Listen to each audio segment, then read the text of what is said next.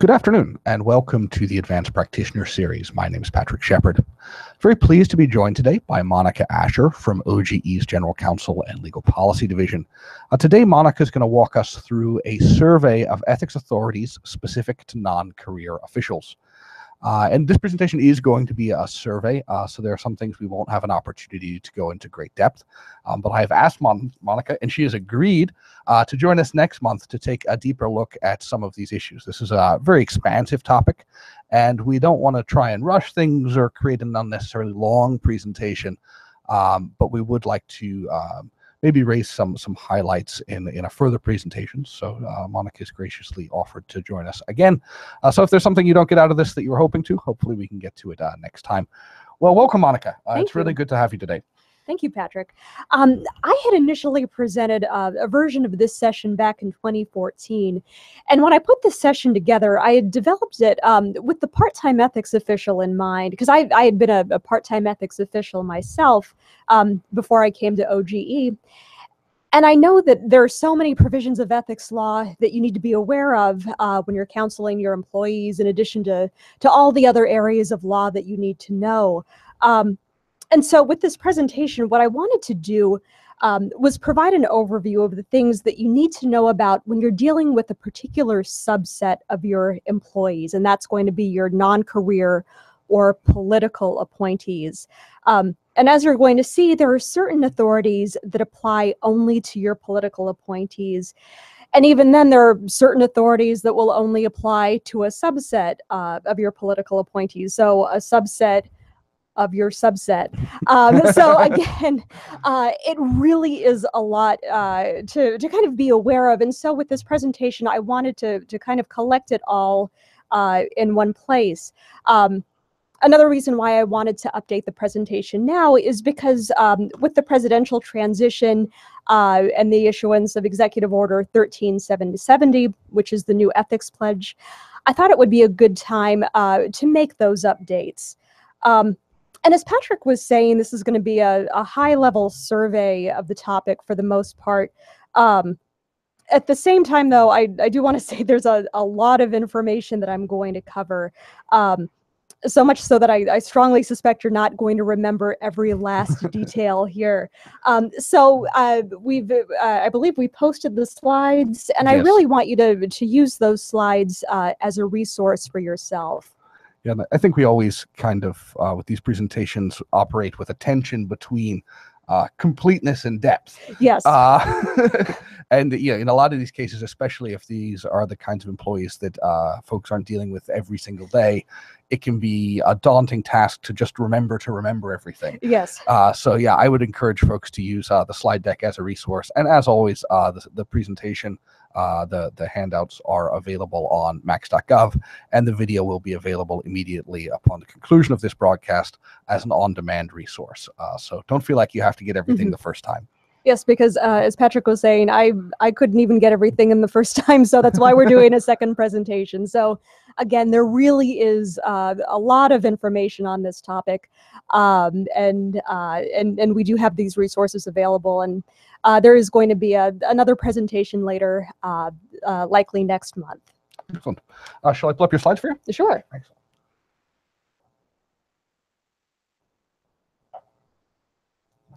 All yours. Okay. So I've broken this presentation up into two parts. First, I'm going to focus on identifying certain types of non-career employees, and in particular, your covered non-career employees. Second, I'm also going to be presenting an overview of the ethics authorities that apply specifically or differently to your non-career employees. So one thing I want to note that is, in an effort to somewhat limit the scope of this presentation, I'm going to focus on full-time non-career employees, so I'm not going to be covering SGEs. I'm also not going to discuss authorities that could also apply to your to your career employees, so I won't be discussing, for example, financial disclosure requirements. And at the end of this presentation, here's what I hope that you come away with. First, what we mean when we say non-career employee. Second, which ethics authorities apply specifically or differently to non-career employees than to your career employees? And then finally, why it is so important to first answer the question, who is asking for advice? So first, I want to begin with the question, what do we mean by a non-career employee? And when I use the term non-career employee, I'm talking about political appointees who can be removed by their appointing official. And in this presentation, we're going to look at three specific types of political appointees. Appointees for the purposes of the Ethics Pledge, covered non-career employees, and presidential appointees to full-time non-career positions. And I want you to keep in mind that non-career for this presentation is not going to be synonymous with accepted service, that is, accepted from the competitive service. So, for example, an employee who's brought in under the Schedule A hiring authority is not a non-career employee for these purposes. Again, I want to stress that we're looking at political appointees. And I'm going to start with this first group, this larger appointee group, again, because it's going to be the largest of the three. When we refer to appointees here, we're looking at the definition of appointee as it's used in the Ethics Pledge, that is Executive Order 13770. And pursuant to this executive order, every appointee in every executive agency appointed on or after January 20th is required to sign the Ethics Pledge, and in doing so, to make certain commitments. Here, appointee means every full-time, non-career presidential or vice presidential appointee, non-career appointee in the senior executive service or other SES-type system, an appointee to a position that has been accepted from the competitive service by reason of being a confidential or policy-making character. So Schedule C and other positions accepted under comparable criteria. There are several categories that are excluded from this definition and are therefore not subject to the Ethics Pledge. So the executive order states that the pledge does not include any person appointed as a member of the Senior Foreign Service or solely as a uniformed service commissioned officer. Additionally, special government employees, or SGEs, are not considered to be full-time, non-career appointees subject to the pledge requirement. I also want to note that Schedule C employees with no policy-making role that have been excluded from the 278 filing requirement have also been excluded for purposes of the Ethics Pledge. So this could include, for example, schedulers or administrative assistants. And OGE is going to be the ones who make the determination to exclude a position from the filing requirement. And we make this determination when such exclusion would not adversely affect the integrity of the government or the public's confidence in the integrity of the government. And so for this reason, the Ethics Pledge is not intended to reach these individuals either, again, when they've properly been excluded by OGE from the 278 filing requirement. And then finally, I want to note, and this should go without saying, but career senior executive service employees do not sign the pledge. And I mentioned this up front, and I also mentioned this in the slide, because in a few slides, we're going to be talking about certain pay thresholds. And it's easy to kind of get lost, once we get into the pay thresholds. And I want to make it very clear that, again, we're only talking about non-career employees. That is, again, your political appointees. I also want to remind you, again, there's a lot of information here, and these slides, are here as a resource for you. So don't try to remember everything now, or don't think you have to remember everything now.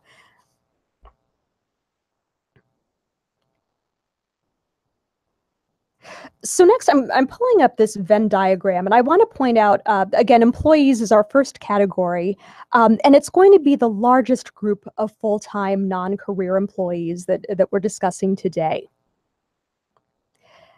The second category that I'm going to discuss is the covered non-career employee. Again, this is a subset of our political appointee group.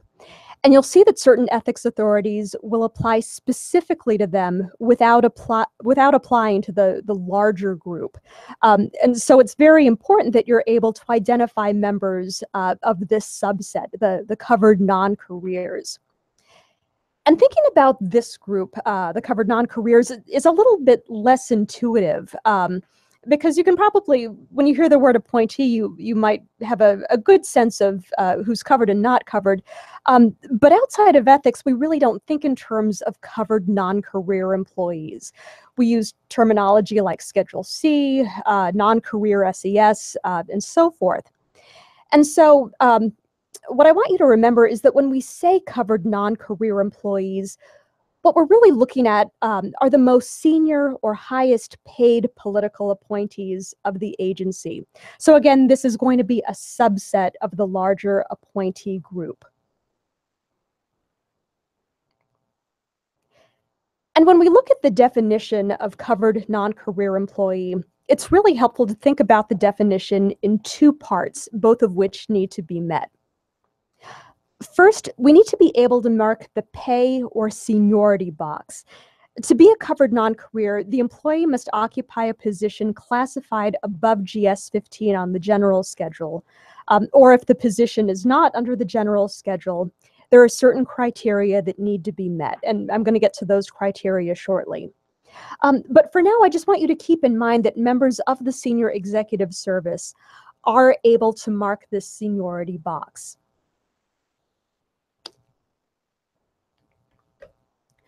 But second, we also need to be able to mark the non-career box. So to be a covered non-career, you need to be one of the following. Either appointed by the president to a position described in the executive schedule, or to a position that is filled by presidential appointment. However, positions within the uniformed services and certain foreign service positions are excluded. You could be a non-career member of the senior executive service or of another SES type system, such as the senior foreign service. You could be appointed to a Schedule C position or to a position under an agency-specific statute that establishes appointment criteria essentially the same as those set for Schedule C positions. And then finally, you could also be appointed to a non-career executive assignment position or to a position under an agency-specific statute that establishes appointment criteria essentially the same as those for non-career executive assignment positions.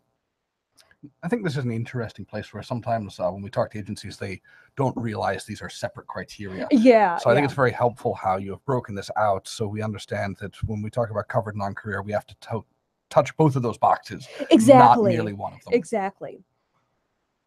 And I want to draw your attention to the first box, the pay or seniority box, because you'll see that the terms rate of basic pay and minimum rate of basic pay are used. The next slide is going to provide some additional background on those terms.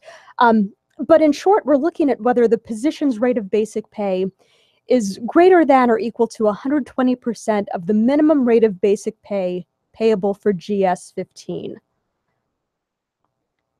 And again, there's a lot of information here. And I just wanted to note that I included the information on this slide as more of a reference. But again, one key point that I want you to be aware of is that the SES pay range, again, has a minimum rate of basic pay equal to 120% of the rate for GS-15 Step 1. So again, you'll be able to check that pay or seniority box for members of the senior executive service. Okay, so I admit that I've thrown a lot of information at you, but I think it'll make a lot more sense in context if we work through a few examples together. And if you're following along on the slide handout, I also want to note that I have not provided the answers in the slides, so you can't skip ahead. This is an anti-cheating feature. It is. Which is well in an ethics class, I think. So say you have a Schedule C employee who is a GS-15 Step 8. Is that employee a covered non-career? So first question, so we're gonna look at the two boxes separately. Can you check the pay box? Is the position classified above GS 15? Because we're looking at something under the general schedule. Oh, this is that base pay question that confuses everyone. So is a GS 15 above a GS 15? That's a great question, because we have some information that's a little confusing for us, because this person's an 8, a GS 15 step 8. So just by the dollars, it seems yes, but the base pay would be the GS 15, so maybe not, right? Right. So the base pay, it would be the GS 15 step 1. But in any event, we're looking at a position under the general schedule, and the position is not classified above a GS 15 because it is a GS 15. So you're not able to check that top box. So we look at the classification of the position, not necessarily the literal dollar amounts that someone may or may not receive in a year. That is correct. And again, this is it's a very nuanced analysis, and this is something I can certainly cover in the in the next session. But for our purposes, we'll just remember that our GS 15 step 8 is not classified above GS 15. That makes sense, I think. We'd look at the classification of the position. So a GS 15 is a GS 15 is a GS 15. So we don't actually have to do any math, which is nice. Yeah.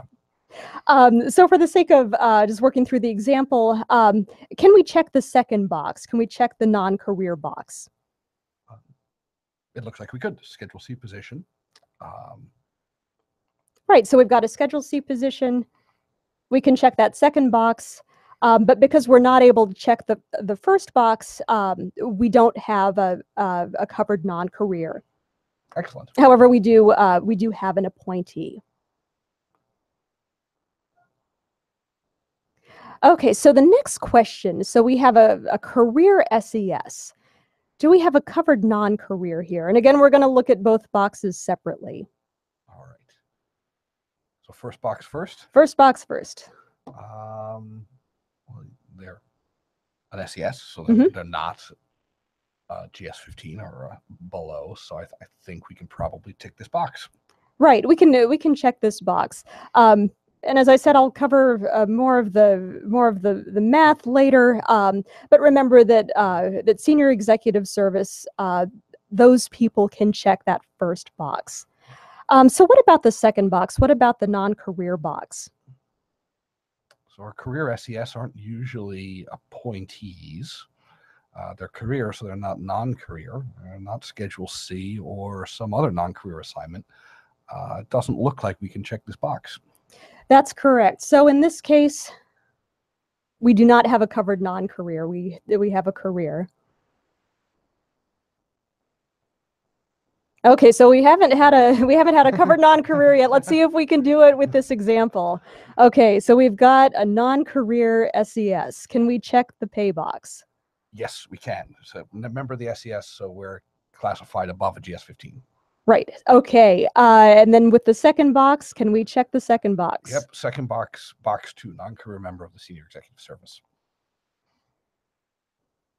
Okay, so we can check the second box, and finally, we have ourselves a covered non-career because you can check both the pay box and the non-career box.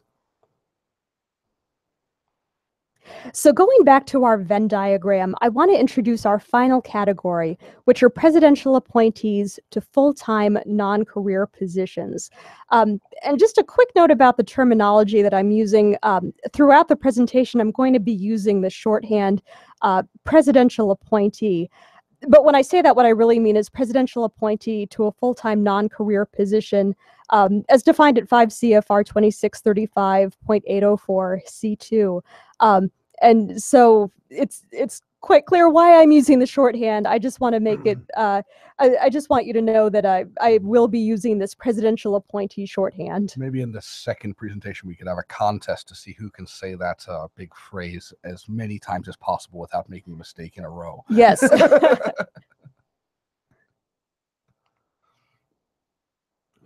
So looking at the definition, for this group, the presidential appointee to a full-time non-career position is going to include any employee who was appointed by the president to, again, a full-time position described in 5 U.S.C. 5312 through 5317, or to a position that by statute or as a matter of practice is filled by presidential appointment. It does not include positions filled under 3 U.S.C. 105 or 3 U.S.C. 107A, for which the rate of basic pay is less than that for GS-9 Step 1. It also doesn't include positions within a White House operating unit designated as not normally subject to change as a result of a presidential transition. Further, it does not include positions within the uniformed services or positions in which a member of the Foreign Service is serving that does not require advice and consent of the Senate. And going back to our Venn diagram, I want to point out that there is overlap between the covered non-career group and the presidential appointee group. And you'll see that this overlap is going to become very important to be aware of. And so to drive this point home, I want to work through one more covered non-career example. So now suppose you have someone who was appointed by the president to a position at level 2 of the executive schedule. Do you have a covered non-career? So first question, can you check the pay box? It would seem that you could. Yes. Yeah, if you're on the executive schedule, you're not a GSer. Right. And the executive schedule is going to meet those pay thresholds. You can check the pay box. Now, can you check the non-career box? It looks like we can. It looks like we'd probably fit under that first box. That's right, we do. So you can check that second, the non-career box. And as you'll see, you not only have a presidential appointee, but you also have a covered non-career. So this person's going to be subject to the whole bunch of rules. Exactly. The most regulated employees. And so going back to our Venn diagram, you'll see that in many, but not all cases, your presidential appointees are also going to be covered non-career employees. And this makes sense because, as I said, your covered non-careers are going to be your most senior non-careers in your agency. Again, I want to stress that it's important to keep this overlap in mind because some ethics authorities are going to apply differently to presidential appointees, as we'll see in a moment. And if you have a covered non-career who's also a presidential appointee, the more restrictive authority is going to apply to that individual.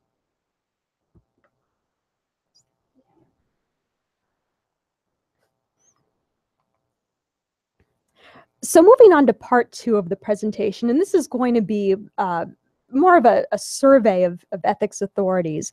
So we've established who your non-career employees are, and also the various subsets of non-career employees. So now we want to ask, where will you encounter ethics authorities that apply specifically or differently to them? And you're going to find these authorities largely in these 4 categories: outside activities, entering government, gifts, and post-employment. And I'm going to start by discussing a few provisions from the Ethics Pledge. As I mentioned earlier, Executive Order 13770 requires that every appointee in every executive agency appointed on or after January 20th sign the Ethics Pledge, and again, make a commitment to fulfill several obligations. 2 of these commitments pertain to appointees who are entering government. The first of these, which is found at Pledge Paragraph 6, applies to all appointees, and it prevents them for a period of 2 years from the date of appointment from participating in any particular matter involving specific parties that is directly and substantially related to their former employer or former clients. The second of these entering government restrictions is found at Pledge Paragraph 7, And it applies only to appointees who were registered lobbyists within the 2 years before the date of appointment. These individuals are prohibited for a period of 2 years after appointment from participating in any particular matter on which the appointee lobbied within the 2 years before the date of appointment, or participating in the specific issue area in which that particular matter falls. And if you recall, very similar provisions could be found in the prior ethics pledge, which was Executive Order 13490. When OGE issued its advisory on the new ethics pledge, we stated that ethics officials and employees may continue to rely on OGE's prior guidance regarding Executive Order 13490 to the extent that such guidance addresses language common to both executive orders. And you'll see that here I've listed a number of these 2009 legal advisories that of course predate the current ethics pledge, which was issued in 2017. However, I want you to keep in mind that you can still use those advisories as resources. One thing to note, on each of these advisories, we've added annotations that will explain the extent to which you can rely on that guidance. So you'll want to take a look at those annotations, which are at the top of each of these 2009 advisories. And there's also a nice chart that we've included in Legal Advisory 17-03. This is another advisory on the ethics pledge that provides a very handy index of where you can find relevant information from the earlier advisories. That really is a very good chart. I actually keep it on my desk, and if you have a lot of pledge signers in your agency, I would suggest you do the same. It saves a lot of running around on OG's website trying to figure out exactly which 09 opinion you're looking for. Next, I just want to touch on gifts from outside sources. So paragraph 5 of the ethics pledge is the lobbyist gift ban, and it applies to all of your appointees who are required to sign the ethics pledge.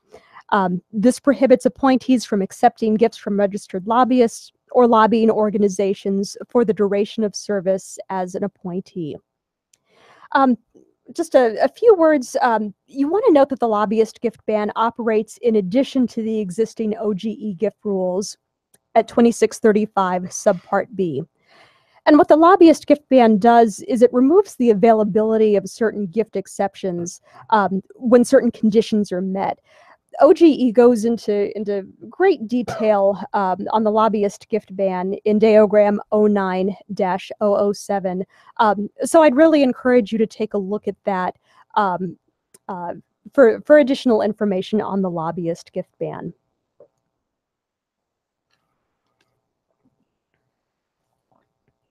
Next, moving on to outside activities. And a word of caution again here is keep in mind that the restrictions that I'm going to highlight for your non-careers operate in addition to many other restrictions. So if you get a question on outside activities from a covered non-career employee, for example, you're going to look at the criminal conflict of interest statutes, the standards of conduct, and any agency supplemental regulations. Depending on the activity, you may also need to look at the Hatch Act, the Emoluments Clause, or 18 U.S.C. 219. However, because you're dealing with a covered non-career, you'll also need to look at 5 C.F.R. Part 2636, subpart C, which implements parts of the Ethics in Government Act. What I'm going to highlight in this next part of the presentation are the authorities that will apply specifically or differently to certain groups of non-career employees. And you'll see that I've put little stars by them here.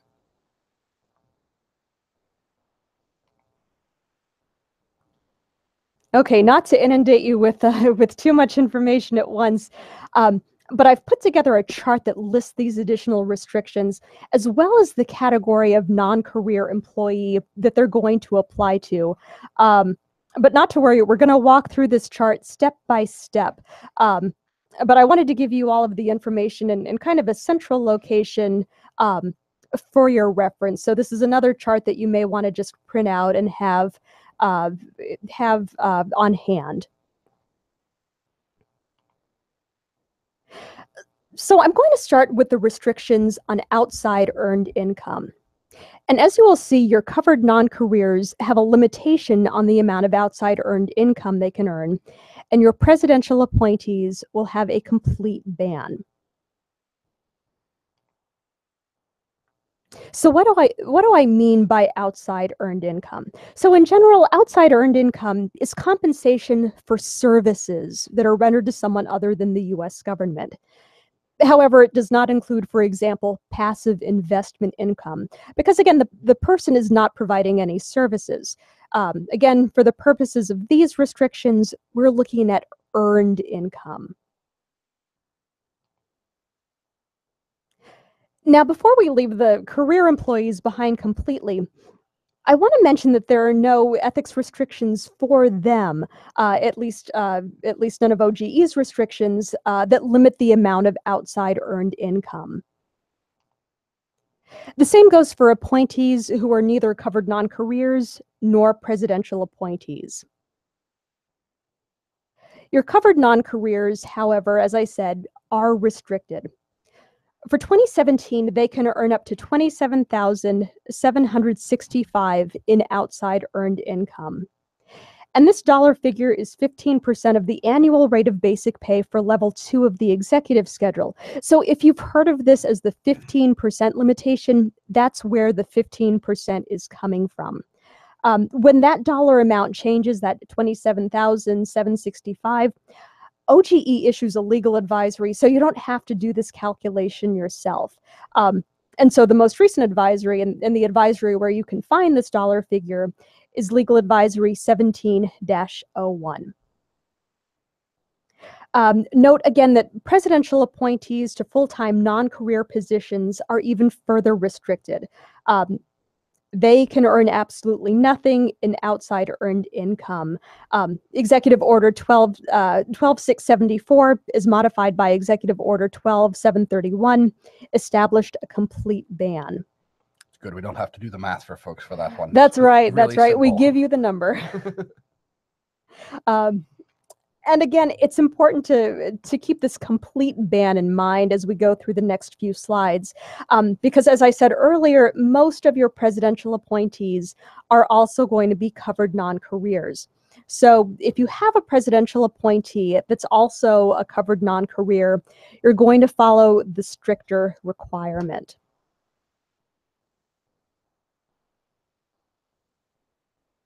Next, I'm going to highlight two restrictions related to professions involving fiduciary relationships.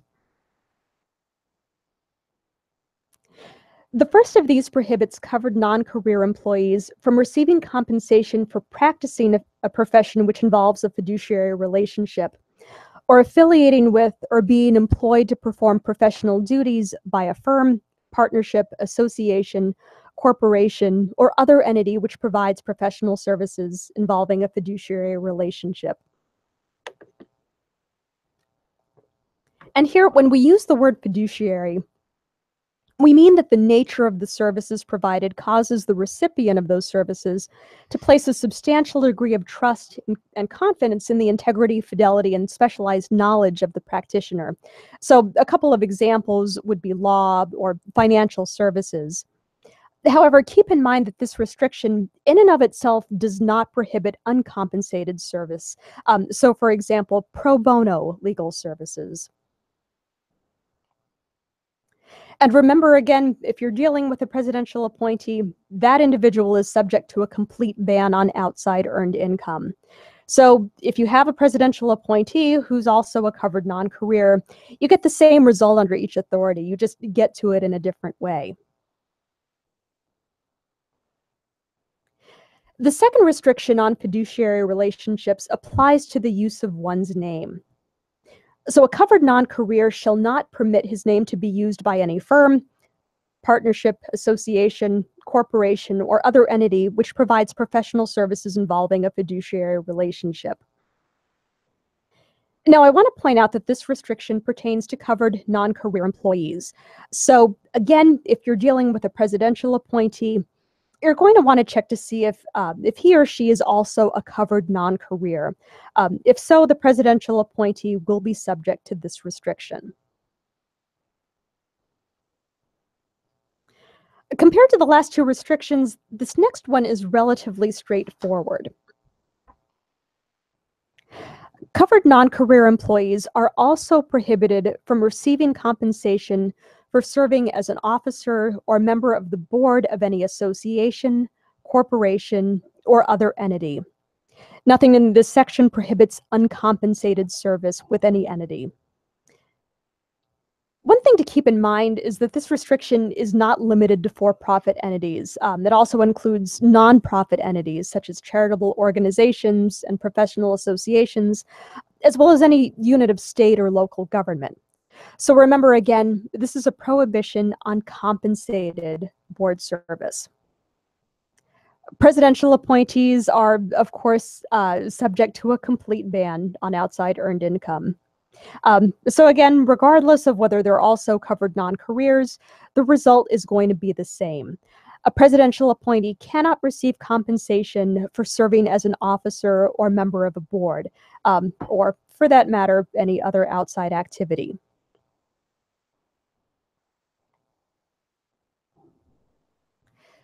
The next two restrictions that I'm going to highlight both relate to teaching, speaking, and writing. And this is one place where I really want to go into more detail in the next presentation, because especially with the first restriction, which deals with the definition of compensation and relating to one's official duties. It's rather complex as far as you know how it works and why it's a further restriction for your non-career your covered non-careers compared to your career employees. That's one of my favorite examples of slightly confusing regulatory construction. Yes, it's quite the paragraph. It really is. And so if you want to know more about that, I am going to go into further detail in the next presentation. Just to give you an overview of that restriction, I just want to say that, again, this effectively narrows when a covered non-career can teach, speak, or write for compensation. And again, remember that the general rule is that except as permitted, an employee shall not receive compensation from any source other than the government for teaching, speaking, or writing that relates to the employee's official duties. And so in this case, there are two concepts that are particularly important. So the first is going to be, what do we mean by compensation? And the second is, what do we mean by relates to the employee's official duties? For your covered non-careers, just to give you a very brief overview, there's going to be more that will relate to the employee's official duties. And then at the same time, it's also going to broaden the definition of compensation for covered non-careers. Again, I'm going to go into further detail in the next presentation, but I want to mention now that there is an excellent resource on this topic, which is OGE's advisory Diagram 08-006, which focuses on book details. It's a lengthy advisory, and it provides a wonderful in-depth analysis on the restrictions for covered non-careers, presidential appointees, and others. So I'd strongly encourage you to take a look at that if you're not familiar with it.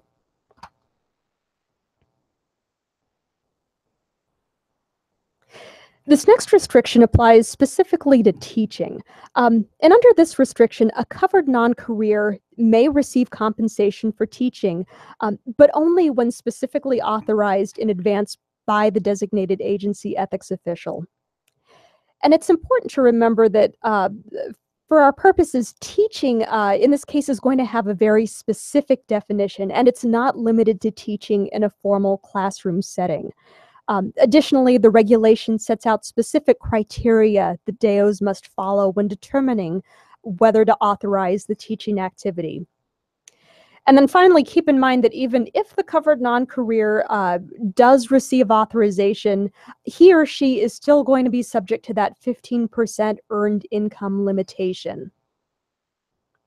So moving on to our presidential appointees, and this should sound very familiar by now, presidential appointees may not receive any outside earned income. so they cannot be authorized to teach for compensation.